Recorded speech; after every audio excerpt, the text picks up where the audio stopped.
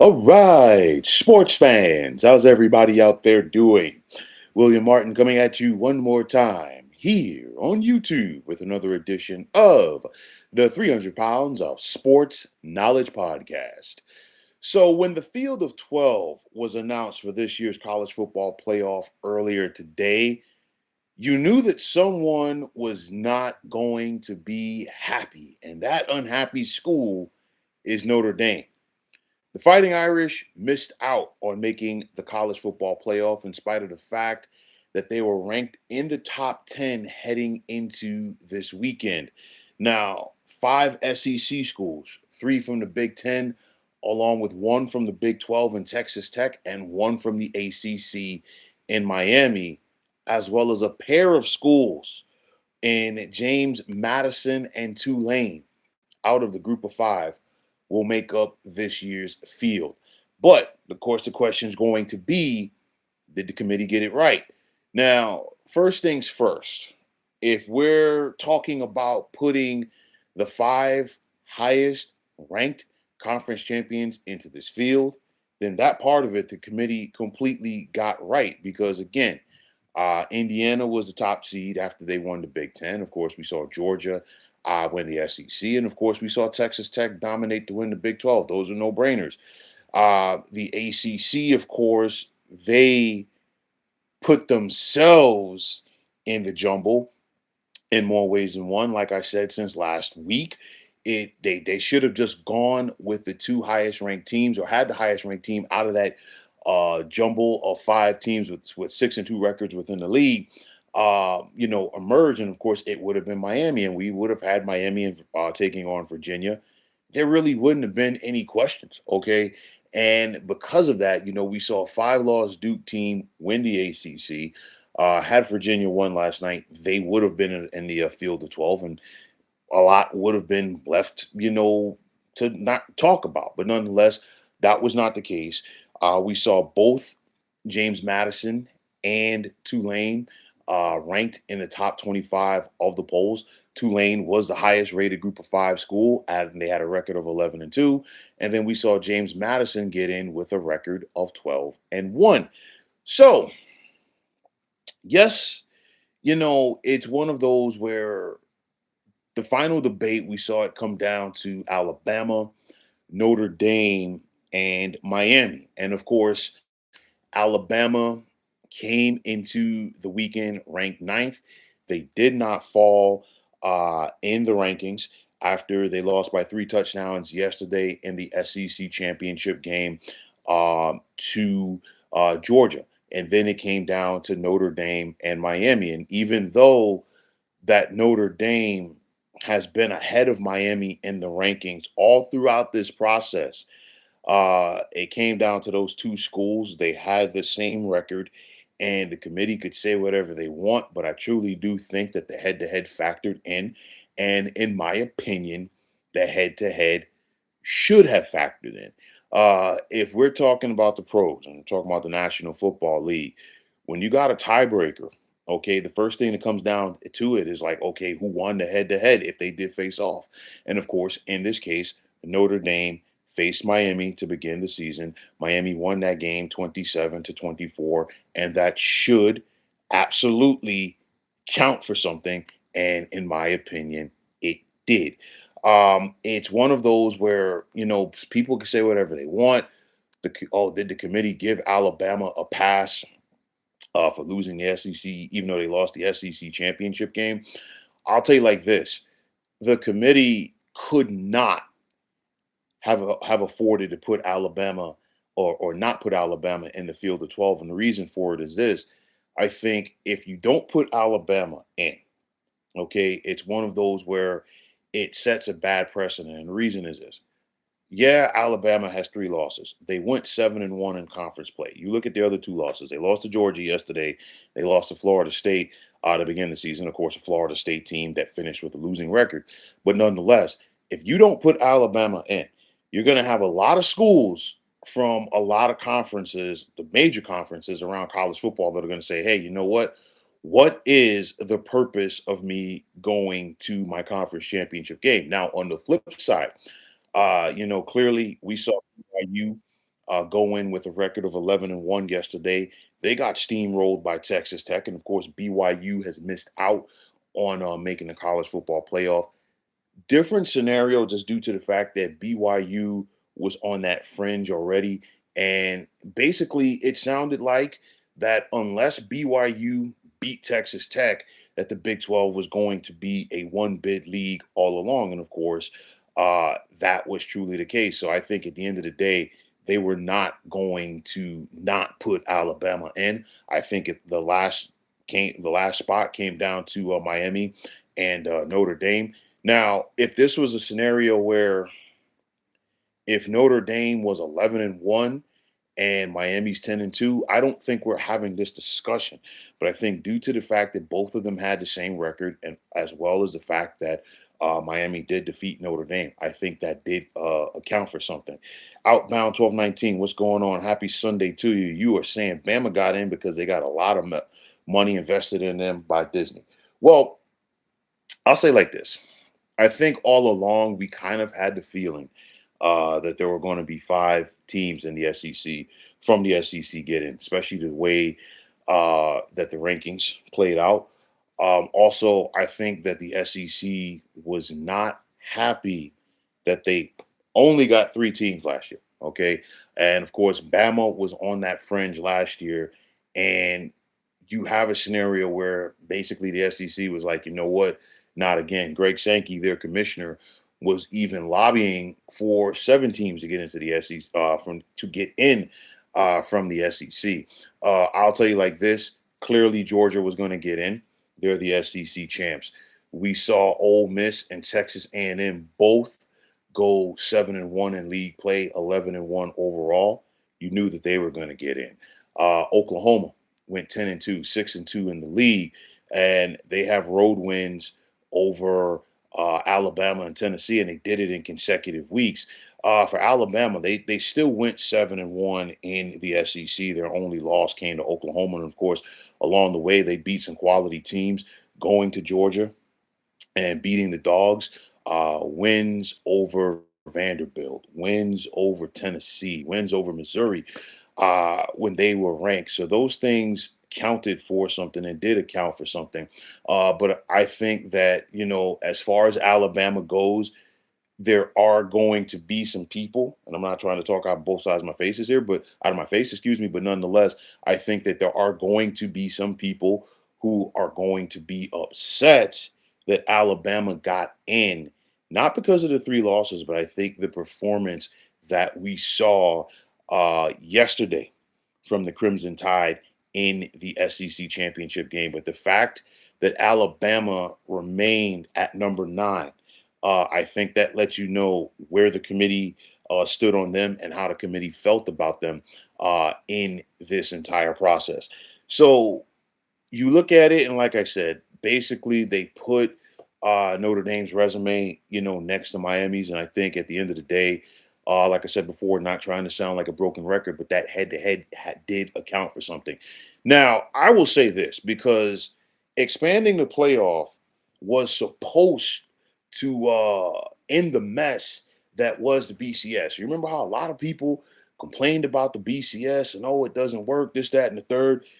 The playoff has only made the mess bigger, because you figure you go back to when it was 4 teams, and you had power conference commissioners complaining because they felt like their conference champion should get in. Because remember, with the 14 playoff, just because you won your conference, it did not guarantee you a spot in the field of 4. And then, of course, we saw the aspect of 2 SEC teams getting into the field of 4, which happened multiple times. We saw the Notre Dame aspect. We even saw the group of 5 aspect in those days, because remember, Cincinnati got in. And now with 12 teams, I think the mess has gotten bigger. And if they expand, it's going to get even bigger, because there's always going to be somebody who has a gripe. Some of them are going to be legitimate, some are not. But at the end of the day, there's always going to be somebody who has a gripe. If you have 50 teams in this field, there's going to be a 51st team that has a gripe each and every year with the NCAA tournament. for basketball. We see it. Before, the tournament was 64 teams, then it went to 65. Now it's at 68. They're talking about taking it to 72. I guarantee you, if they go to 72, there's going to be a 73rd team that has a beef about it. And it's the same thing with this playoff right here. You're saying the BCS system had Notre Dame at number 3. Listen, I'll tell you like this. A lot of people are going to have a lot of different things to say about Notre Dame right now. And one thing for me, some people may say, well, should they have a gripe with Miami? Should they have a gripe with the committee, or the fact that 2 Group of 5 teams got into the playoff? Bottom line is, listen, you got 12 chances to take care of your business. And Notre Dame took care of their business in 10 of those 12 games, albeit the 2 teams that they lost to, um, are in the field of 12. I'll say this: you could make a very compelling case that the way that Notre Dame played over their final 10 games of the season, that they were a top 5 team. But those losses came back to bite them in the derriere. Notre Dame beat some good teams coming down the stretch. Make no mistake about it. I don't think that Notre Dame should have a gripe with Miami because, again, they finished with the same record. The Canes beat them. I do not think that Notre Dame should have a gripe with the Group of 5, and I know that there are going to be some people who are pissed off to see, both James Madison and Tulane get in there. But again, this was agreed upon as far as, hey, the top 5 conference champions, top 5 ranked conference champions getting in, and of course that was the case. You're saying the Group of 5 has no business in the playoff. I'll say this because I can understand where you're coming from. But it's like this with the NCAA tournament for basketball. I'm just using this as an example. Please feel free to chime in if you disagree. It's one of those where we get every single conference champion, whether they win their conference tournament or if it's a league that doesn't have a conference tournament, they get to the NCAA tournament. Clearly, we're not going to have that with college football because I think we got, what, 9 or 10 conferences right now. There's no way in the world that all 10 conferences are going to be represented. Thus, we get that one Group of 5 team. It's one of those where I think, the Group of 5, whoever represents the Group of 5, always has a big burden to wear because if they don't win, then people are going to sit up there and say, hey, you know what? I told you so. You go back to the year, I think it was like 2019 or so, when Cincinnati won the American. They went undefeated and they got a bid into the 14 college football playoff. They held their own, well, with Alabama for 2 halves until the Crimson Tide's talent just pulled away. And of course, what did that lead to? It led to Luke Fickell getting a bigger job. He took the Wisconsin job eventually. And then, of course, Cincinnati ended up going to the Big 12. So now they are in a power league.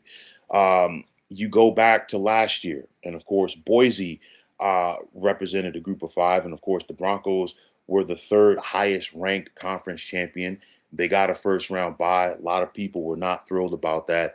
Boise did okay against Penn State, but clearly they were not going to beat the Nittany Lions. And, it's one of those where sometimes upsets can happen.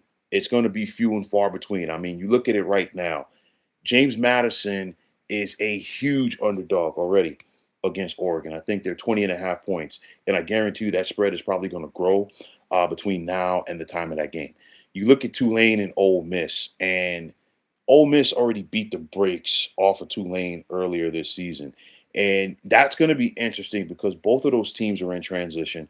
You got 3 teams that are in the field of 12 that have lost their head coaches. But of course, Ole Miss is the only one where the head coach who got them there ain't coaching. And of course, that's a whole nother story for another day. But nonetheless, people are going to like hang their hats and say, hey, you know what? These guys are going to get blown out. If they do get blown out, people are going to say, I told you so. I get it. But again, last year in the first round of the playoffs, all we had were were blowouts. And that was one power conference team beating another. So I'm looking at it like this. I definitely feel that we should have a group of five representative. This year, again, it was a little bit different because nobody expected a five-loss team in Duke to lose the ACC. I mean, to win the ACC rather. And again, they went by the letter of their law, if you will, with the top five ranked conference champions, and of course, James Madison, a one-loss team, clearly was ranked higher than a Duke team. Let's see what else we got here. You're saying since clearly, hey, J. Paul of 23, how you doing? Happy Sunday to you. You're saying since clearly the committee isn't watching the games, they're just looking at the box score. Well, it's funny that you bring that up because, from what I heard, the committee went back this weekend and watched that ACC the game. It was on the ACC network basically all week long between Notre Dame and Miami. And I think that was the ACC's way of kind of lobbying without lobbying for Miami over Notre Dame. Outbound, you're going back and saying they will never make it past the first round. Absolutely not. Never have and never will. Just an easy first round win for an SEC or a Big Ten team. I'll tell you like this. Tulane, I know that they have a rivalry with Ole Miss. And we saw Ole Miss beat the brakes off of Tulane earlier this season. I think it has the potential to be worse, just because I feel like Ole Miss is going to be out for blood. And I talked about this after last week when Lane Kiffin, when the news broke about Lane Kiffin leaving Ole Miss for LSU. You know what? I think a lot of people around the country were and are going to be cheering for Ole Miss, and I think it's going to bring them closer together because basically the team, for the most part, told Lane Kiffin deuces. So if you're Tulane, you're going to be walking into a very difficult situation. James Madison, listen, again, like I said, they're already 20 and a half point underdog. They're going to be up against it in Eugene, going up against that Oregon team on that fast track. Melvin, you're saying Notre Dame was robbed. Alabama should have been number 13. Wow. Listen, this is one of those where I was truly shocked because I didn't think that the committee would do it.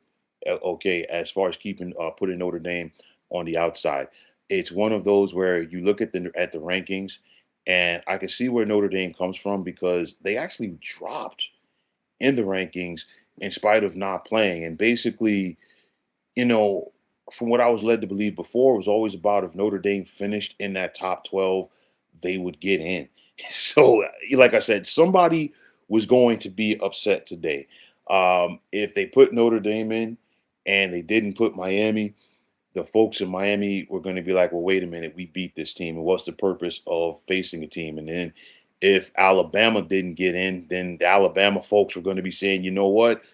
What's the purpose, or what was the purpose of us playing in the SEC championship game against Georgia? So, there's going to be a lot of Notre Dame people around the country that are going to be ticked off. And I guarantee you there's some that already are because Notre Dame has a fan base, all over.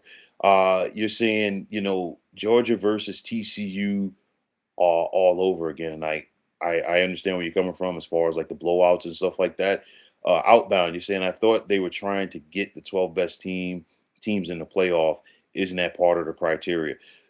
Listen, just like last year, the 12 best teams are not in the playoff. They clearly are not. It's one of those where they're going to try to expand this playoff again, which I don't agree with. I think 12 teams is fine, but I do think if you're going to put the 12 teams in there, you have to really stick to your criteria. And I think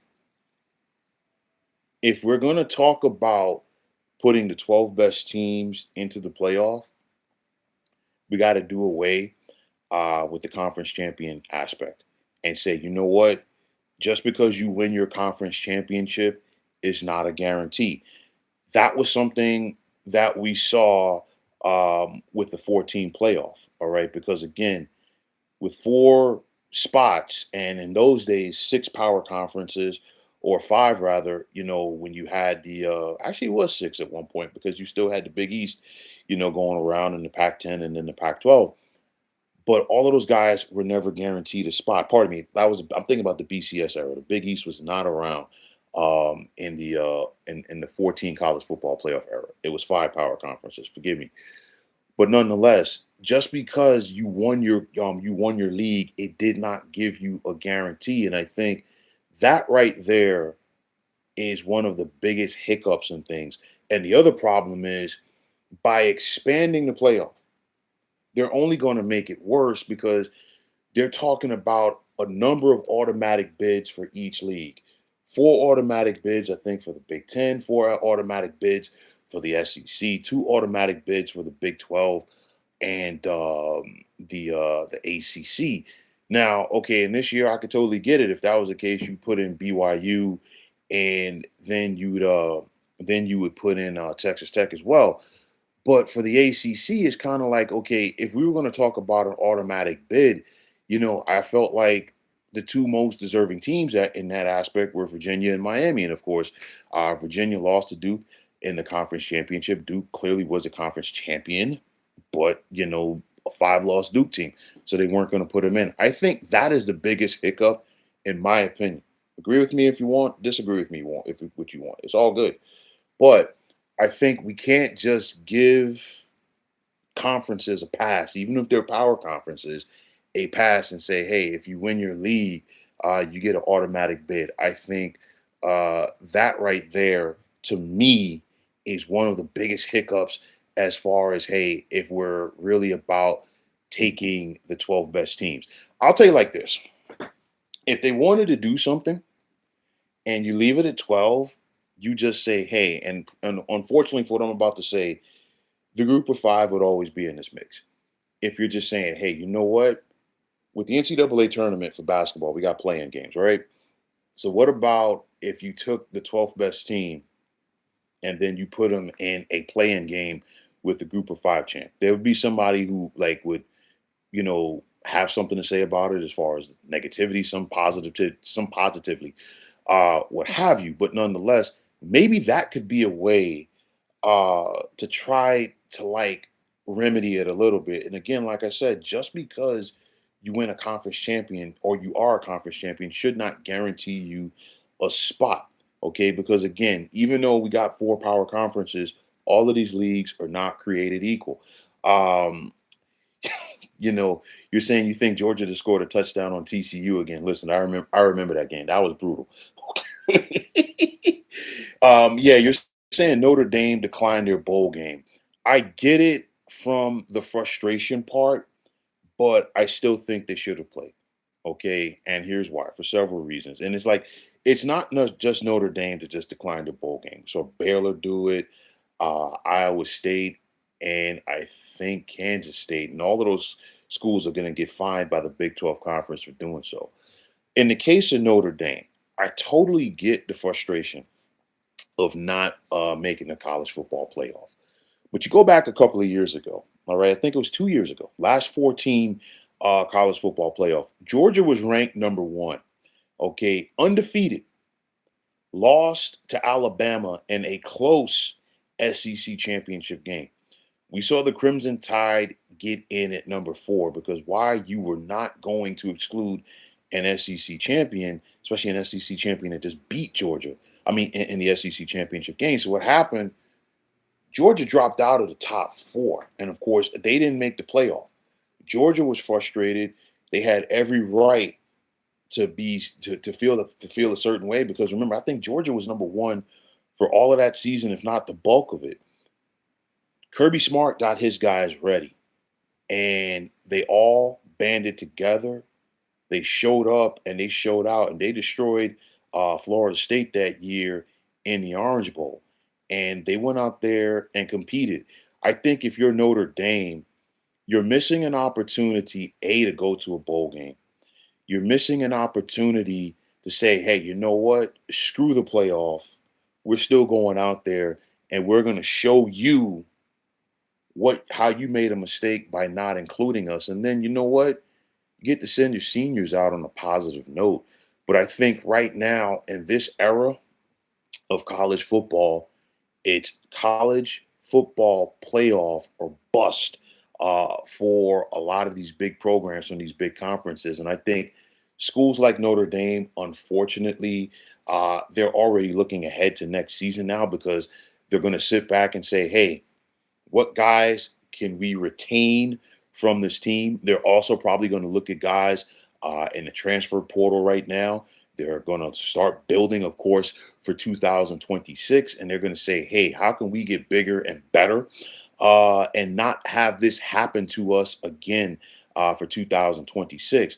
But again, I think Notre Dame is missing an opportunity to play in their bowl game, and it's one of those where you know what they're simply say taking their ball and going home. And I'll tell you like this: a couple of years ago, there were a lot of people around college football that get on TV and talk who were critical of some of these kids who were skipping their bowl games as far as getting ready for the NFL draft and the NFL combine and all that other stuff. I want to hear that same energy from them now that these schools are foregoing bowl games because it's not just Notre Dame, it's other schools. And I guarantee you there's going to be some other schools around there too. And honestly, I said this before when we started to expand the college football playoff, and that is this. I think the fabric of the bowl games are a thing of the past because there are too many bowl games. That's number one. I remember, and I'm old enough to remember, there was a time when you know what, for you to get to a bowl game, just because you had a winning record, did not guarantee that. And it's like a lot of these bowl games for like the last 10 years or so. We're seeing a whole bunch of 6-6 teams take on each other, in bowl games that nobody really cares about. I think right now, from a lot of these schools, basically it is college football playoff or bust. And of course, for the most part, the bigger bowl games are all tied in to the CFP. So I think this is what they're going to look at. And I think, unfortunately, for some of these bowl games, they are going to fall by the wayside. Sponsors are not going to want to pay the money. I know that schools have money invested. The conferences have money invested with these with some of these bowl game partnerships and stuff like that. And basically, what you're going to have a whole bunch of sub 500 teams out there. Even there are some 5 and 7 teams that are already declining invitations because they basically thought that their season was over. Some of these kids are in the portal already. Some of these coaches have gone, you name it. But nonetheless, I really would have liked to have seen Notre Dame playing their bowl game. Thought they were moving to 16 next year. It's one of those where it hasn't, I don't think it's been completely agreed upon yet, but there are going to be some things that are changed as far as the wording from things between now and next season. Remember, again, the SEC and Big Ten basically control the board in this thing. So they're dictating things, and everybody else, unfortunately, has to go along with this. Um, Notre Dame outbound, you saying Notre Dame wouldn't be playing half the team anyway, and it was the player's decision. Yeah, like it's one of those. I know that the GIF was going around on social media today, and it was like they basically took the scene from Rudy, where all of the players turned in their jerseys if Rudy didn't play, and of course, from the movies aspect, it made Dan Devine change his mind. Um, they aren't letting ESPN make any more money off of them this year. Outbound, you're also saying the committee moved the goalposts on Notre Dame last minute, so they pulled out of the bowl. Listen, if you're Notre Dame, you know, I think you were sold a bill of goods. And again, like I said, I'm gonna say this: if we're coming down the record, and both them and Miami finished with the same record, Miami beat them. Okay, but I think if you're Notre Dame, you were sold a bill of goods by the committee because you were in the top 10 all throughout this process. You were ahead of Miami. And I think if you're Notre Dame, if you sat down and watched the playoff selection show today, you just wanted to know, okay, who are we going to face? Oh, not the fact that we weren't going to be a participant in this thing. I think what we saw from the committee to Notre Dame was the equivalent of a boxer who felt like he was winning a fight. And then once you go to the scorecards at the end of the fight, you see that he lost. Okay, so I get the frustration. Uh, there, from that standpoint, if you are Notre Dame on this thing. So another question that people have brought up: will this force Notre Dame to join the conference? I don't think so, because we only have two independents left in college football: Notre Dame and Connecticut. It's one of those where Notre Dame in itself is a brand. And I think last year's run by Notre Dame to the championship game or the playoff, I think it cemented the fact that we will never see Notre Dame in a conference. And the reason is this: all of these other leagues, they have to share their money with the rest of the league, in this whole college football playoff process. All of that money that Notre Dame got last year, they were able to pocket. So I think that right there, along with the fact that Notre Dame continues to get that NBC money, and Notre Dame knows how to play both sides of the fence on this one, because I know that some people are up in arms about Notre Dame's current agreement with the ACC for football. Well, guess what? Notre Dame did the same thing to the Big East for years, and they strung the Big East along, and they joined the Big East in every other sport except football.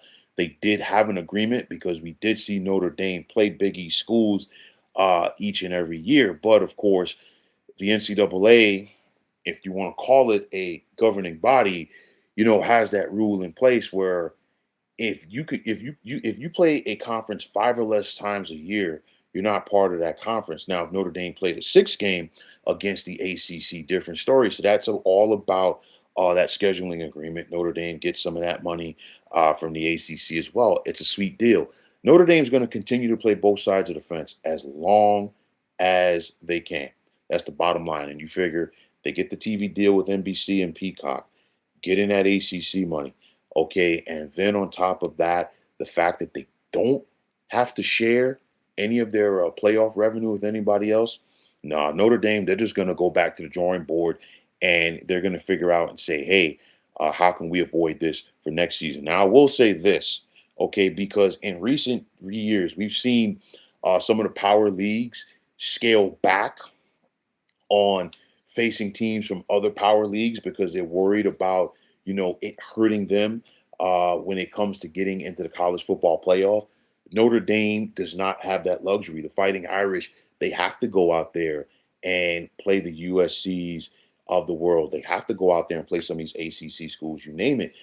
Notre Dame cannot sit up there and afford to have 12 cupcakes, because Notre Dame could go 12 and 0, but if you're going to look at the strength of schedule and they're playing Little Sisters of the Poor, it's not going to work out for them. You can get away with that, in a power conference, but not if you are Notre Dame.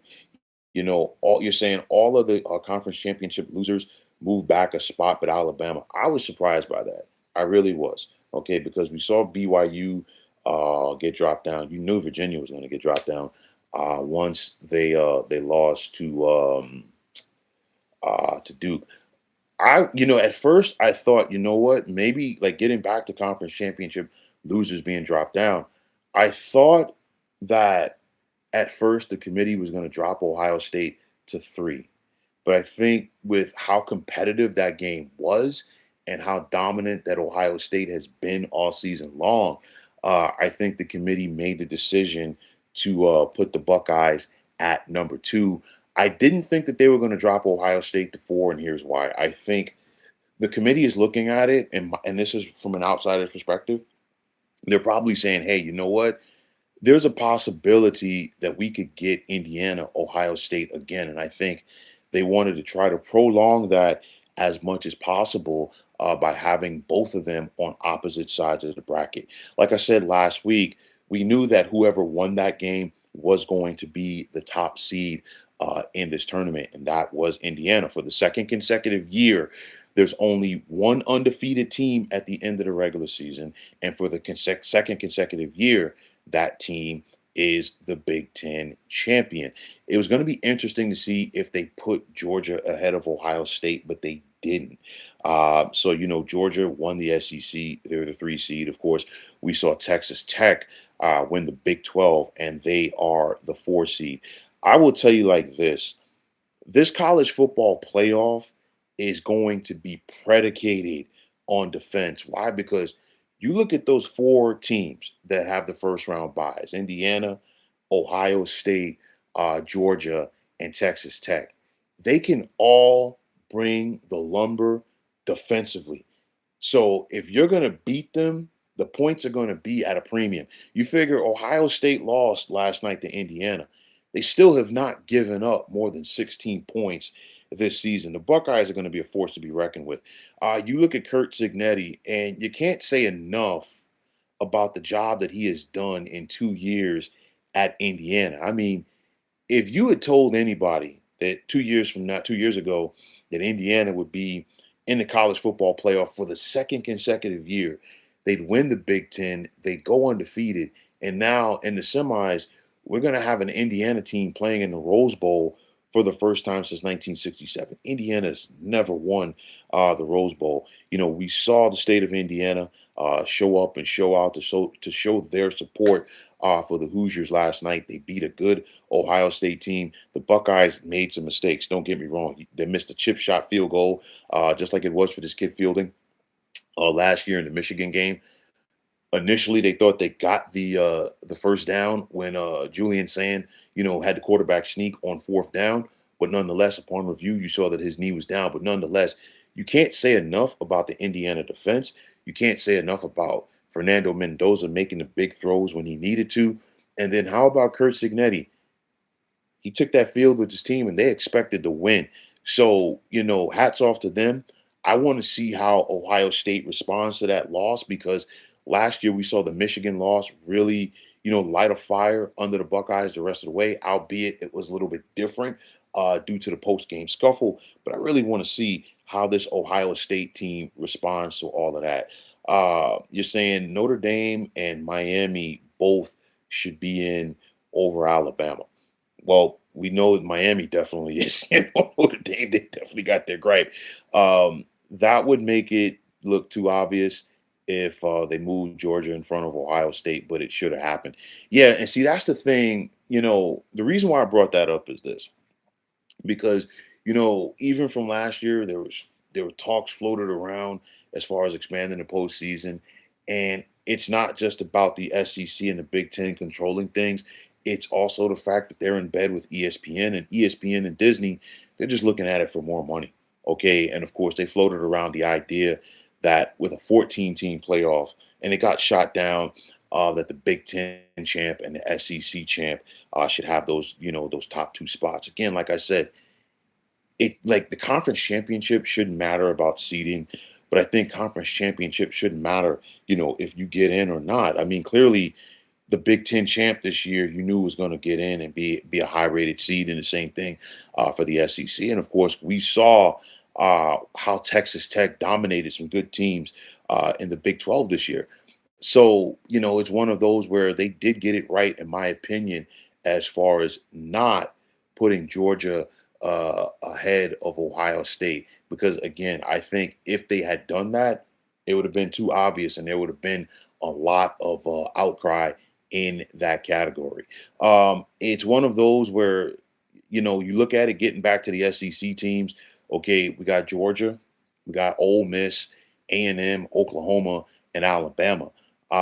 It's one of those again. Clearly, Georgia won the SEC. We knew they were going to get in. Ole Miss and A&M only losing one game apiece during the regular season in that league. You knew that they were going to get in. Oklahoma going 10-2 in that league, and then there's Alabama. I think the only question mark for a lot of people is going to be Alabama, not because they lost the SEC championship game, but how they lost it. That's going to be the big thing. They lost by 3 touchdowns to Georgia, and it was one of those. Honestly, if you watch the game, I think at times Alabama looked a little disinterested. Okay, and it's one of those you can make a case. They played like a team that felt like they already had a spot in this field. You're saying protecting their investment is why there are so many SEC teams get in line in this.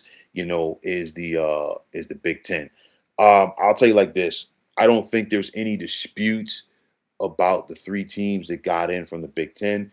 We knew about Indiana, we knew about Ohio State, and then Oregon. Oregon only lost one game all season long, and of course, Oregon's one loss was to Indiana. And again, getting back to the Hoosiers, what can't Kurt Signetti and his team do? I mean, they're 13-0. They beat Oregon on the road. They just beat Ohio State, the defending champs, a team who hadn't lost since the end of the regular season last year to Michigan. And Ohio State was running roughshod over everybody. And I mean, credit again, going back to it, credit to that Indiana defense because they blanketed two of the best receivers in the country. And then that D line for the Hoosiers, they knew how to heat up Julian Sand last night. And then I think they're also an example of, getting the right people and the right pieces in your team or on your team rather from the transfer portal. We could say the same thing about Texas Tech because we see a lot of teams spending money in this NIL era. And of course, Texas Tech with that $1 million defense, they went out there and got the right guys. And if Texas Tech is going to find a way to win a national championship, they're going to ride the waves of that defense with Jacob Rodriguez and company. So I'm looking at it, and there's a lot of things, a lot of intrigue about this college football playoff. You look at Georgia a couple of years ago, the whole thing was, you know what? Well, Georgia only gets to the SEC championship game because they play in the SEC East. Well, they've done away with the divisions, and Georgia has won the SEC in each of the last 2 years. Um, you know, it's not a flashy offense, but you know what? They go out there and get it done. They rely on their running game and they rely on their D. And whoever they play in this tournament, Kirby Smart is going to have this team ready. Like I said, the Ducks are favored big, and I think it's going to increase even more between now and the time that they do take on James Madison. I listen. Tulane is going to walk into a buzzsaw, okay, against Ole Miss. But for me, that Miami Texas A&M matchup is going to be very interesting because you have an A&M team defensively. You kind of get the vibes from the Wrecking Crew days with R.C. Slocum when he ran things. And I guarantee you, Kyle Field is going to be electric for that one. Miami is going to be carrying that ACC banner, and you've got Carson Beck back in the SEC against an SEC team. So will the Canes be able to deal with all of that? We got to wait and see. And then you look at Alabama. Since Kalen DeBoer has been at Alabama, and of course that's has how long that Oklahoma has been in the SEC. He has never beaten Brent Venables and the Sooners. Remember last year, Alabama was favored heavily going on the road on Saturday night to Norman to take on a battered Oklahoma team. Sooners dominated them. I think it was 24-3 was the final. And then we just saw the Sooners go to Tuscaloosa this year and knock off Alabama again. I'll tell you like this, going into that game for the Crimson Tide, there's going to be a lot of people watching them because there's a lot of people already questioning whether or not Alabama should have gotten in. On top of that, okay, Alabama's got to figure out things offensively because they have not been able to run the football that good all season long, even when Jan Miller was healthy. And in the last couple of weeks, we have seen defenses that are facing Alabama really heat up Ty Simpson. Okay, so if and Oklahoma's got that fierce defense, I would expect our Mason Thomas to be back to 100% or close to 100% at that time. So Alabama is definitely going to have to deal with that one in that game. It's one of those where, again, getting back to the whole group of five discussion, as soon as we saw Boise get that bye last year, things changed as far as giving the group conference champions the byes. Now that we got two group of five teams in this year, I guarantee you some things are going to get changed once again. Again, for me with the ACC, like I said before, they should have just had the highest ranked teams in their conference championship game. That should have been the tiebreaker. I think that would have helped them out big, like very big in that way. But you got to look at it and you got to see what the committee thinks about the ACC. Because remember, last year, the ACC's conference champion in Clemson, okay, they were the last team in. And even the runner-up in SMU, they were the 11th seed. And this year, the ACC's only representative in Miami, They're on the road for the first round. They're not even hosting games. They're not getting first round buys. So that just gives you an idea, in my opinion, what the committee thinks about the ACC. We've talked about the snub of Notre Dame. And are there any other teams that should feel snubbed? I know that Texas was lobbying to get in. And I mean, you look at Texas, they finished 13th. They can hang their hats on the fact that, hey, they beat two of the teams that got into this field. They beat Oklahoma, they beat Texas A&M. And aside from losing to Florida, because that hurt the Longhorns. Make no mistake about it. You cannot overlook that. And, people are going to say, well, they faced Ohio State. Well, they faced Georgia. You did, but you can face somebody, but you still got to go out there and win those games. Texas lost to Ohio State. And then on top of that, they got the brakes beaten off of them by Georgia. You can't lose to Georgia by 25 points and then also lose to a Florida team that has a losing record. So I think those are the things that really hurt Texas. Vanderbilt was right behind them. They went 10-2. They were 6-2 in the SEC, but of course they lost to Alabama and Texas. Two good teams. Those are the type of games that Vandy's going to need to win to take that next step. But like I said, I think this is still going to be a good college football playoff. I think there are going to be some blowouts in the first round. Make no mistake about it. For me, the two games that I'm really looking forward to in round number one, I'm looking forward to Oklahoma and Alabama. And then I'm also looking forward to A&M and Miami. And then you look at the quarters because there's a potential Oregon Texas Tech matchup in the Orange Bowl on New Year's Day.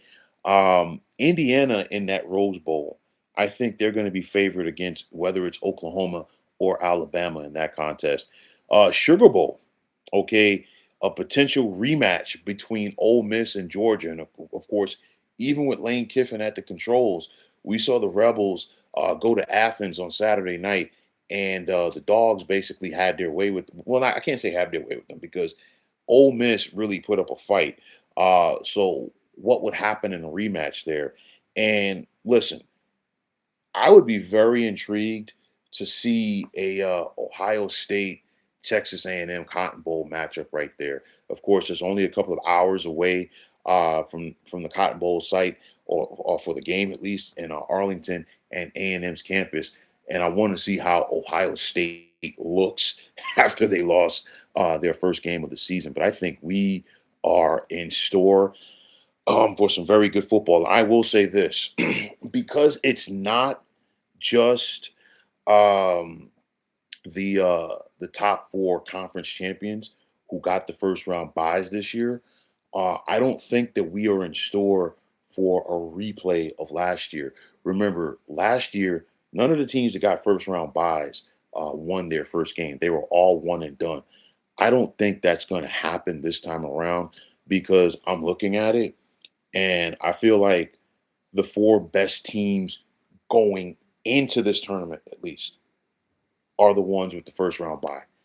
That a lot could change between now and then because we got to see how teams play. And of course, the injury factor as well. So a lot could change, but nonetheless, this is our field of 12. It's not perfect. Okay. I will be the first one to say that it's not perfect. There are schools, most notably one in South Bend, that is not happy about the outcome with this field, and definitely they felt that they should have been in. But like I said, no matter how many teams you have, there's always going to be somebody else that has a gripe.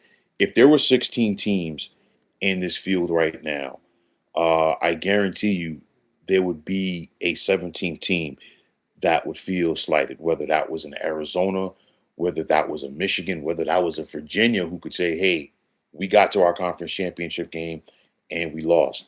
It's not perfect. And honestly, I don't think it's ever going to be perfect. But again, the best thing to do is go out there and take care of your business each and every Saturday on the gridiron. And some of those teams that are in this field deserved it. There's going to be question marks, but nonetheless, this is our field of 12 for this college football playoff. And regardless if your favorite team got in or not, I think you should still sit down and watch because I think it's going to be very exciting. We've got 12 teams with kids who are going to play their tails off to try to get that national championship. Of course, only one team can say that they won their final game of the year. And but again, I like it at 12 because, I mean, nothing is ever guaranteed. You look at the four semifinalists from last year. The only one that's back in this field is Ohio State. Notre Dame's not in it, of course. Texas came up just short, and of course, Penn State. Well, Penn State's got a lot of things going on right now, but nonetheless, this is our field of 12. I'm ready for it. The first round cannot get here quick enough, and let's see who's going to be the last team standing and who's going to take home that championship trophy. But folks, that is going to wrap it up on this edition of this 300 Pounds of Sports Knowledge podcast. And as always, want to take this time out to thank all of you for chiming in and checking this thing out. J. Paul, Outbound, as always, man. Listen, definitely, Melvin, definitely appreciate you all for chiming in. Definitely appreciate the support. Please, oh please, don't be strangers to this channel.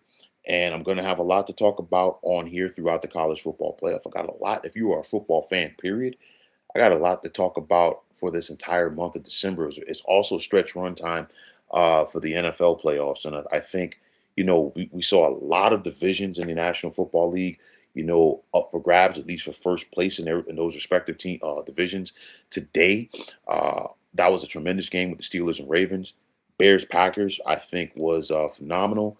We got the Jags now in first place in the AFC South, the NFC West. We've got a big race. And depending on what happens tomorrow night with the Eagles, that race in the NFC East could get very interesting. So nonetheless, got a lot to talk about on this channel if you are a fan of football. And always, if you like what you heard and saw in this podcast, you know what to do. Just hit that like button as well as subscribing to this channel. Like I always say, it's greatly appreciated.